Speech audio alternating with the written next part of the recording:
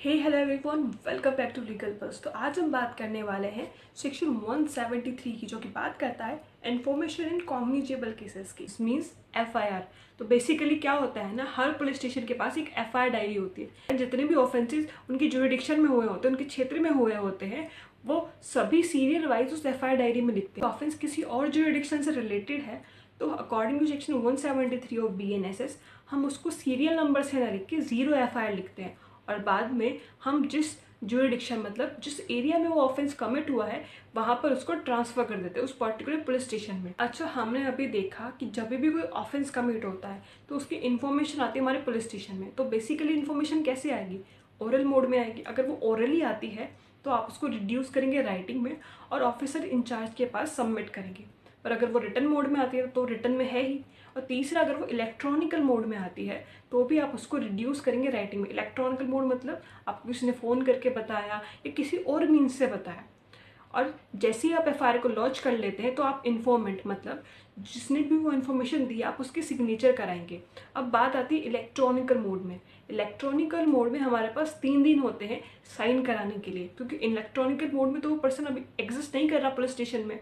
तो हमारे पास इसलिए टाइम है 3 दिनों का। उन 3 दिनों के अंदर हम उस पर सिग्नेचर करा लेंगे इन्फॉर्मेंट के। अच्छा, आगे वहीं इसमें क्या गिवन है कि अगर कोई भी ऑफेंसेस किसी वुमेन के साथ कमिट होते हैं, बेसिकली ये बात करते हैं सेक्सुअल ऑफेंसेस की, जो कि गिवन है BNS में सेक्शन 64 से लेकर 79 तक।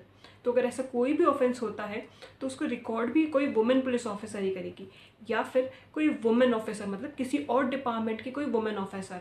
अच्छा, वहीं पर अगर बात करें कोई वुमेन टेम्पररी, परमानेंटली, मेंटली या फिजिकली डिसेबल है तो उसके घर जाकर, नहीं तो कोई कन्वीनियंट प्लेस मतलब अगर वो हॉस्पिटल में तो हॉस्पिटल में जाके एफआईआर को लॉन्च करना पड़ेगा। पर अगर वो वहीं पर उसकी कोई डिसेबिलिटी है मतलब वो डिसेबल है, बोल नहीं सकती, तो एक स्पेशल एजुकेटर जो कि उसकी भाषा को समझ सके उसको भी ले जाना ज़रूरी होगा।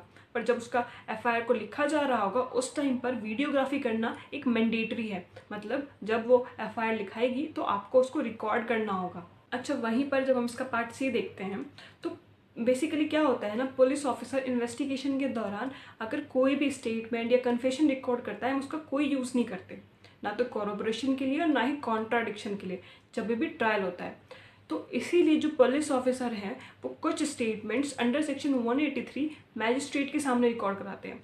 अब मे बी वो कन्फेशनल भी हो सकते हैं और नॉन कन्फेशनल भी हो सकते हैं। तो हमने क्या समझा कि कुछ स्टेटमेंट तो पुलिस ऑफिसर खुद भी रिकॉर्ड करते हैं इन्वेस्टिगेशन में, पर कुछ स्टेटमेंट्स ऐसी होती हैं जो मैजिस्ट्रेट से रिकॉर्ड कराते हैं अंडर सेक्शन 183, क्योंकि मैजिस्ट्रेट के पास पावर है कि वो ओथ लेकर मतलब ओथ पर कोई भी स्टेटमेंट करा सकते हैं, और उन स्टेटमेंट्स की यूज़ हम ट्रायल के टाइम पे कॉरोबोरेशन में भी कर सकते हैं और कॉन्ट्राडिक्शन के लिए भी कर सकते हैं। तो क्या होता है, जब भी कोई वुमेन सेक्सुअल ऑफेंसेस से रिलेटेड एफआईआर कराने आती है तो एज सुन एज पॉसिबल मतलब जितना भी जल्दी हो सके मैजिस्ट्रेट के पास अंडर सेक्शन 183 उसकी स्टेटमेंट को रिकॉर्ड कराया जाता है, ताकि ट्रायल के टाइम पे उसे कॉरोबोरेशन के लिए यूज़ किया जा सके। मतलब उसने जो पहले एफआईआर लिखाई थी अब उसकी गवाही की पुष्टि की जा सके।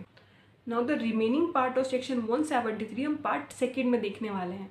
अगर आपको वीडियो पसंद आई तो आप वीडियो को लाइक करें और चैनल को सब्सक्राइब करना ना भूलें। Thank you.